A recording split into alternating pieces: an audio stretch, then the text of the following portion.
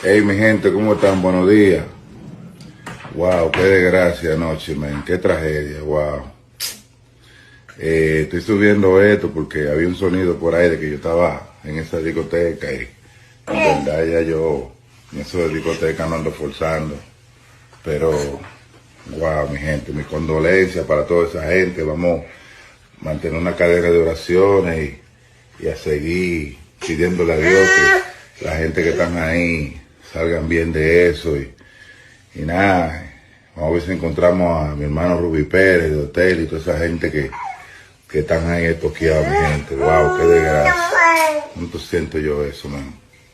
Pero gracias por preocuparse por uno. Yo en realidad no estoy jodiendo con eso de discoteca y cosas. Estoy trabajando mucho y ya ustedes saben, pero vamos a mantener eso en oración, mi gente, y a seguir pidiéndole a Dios que esa gente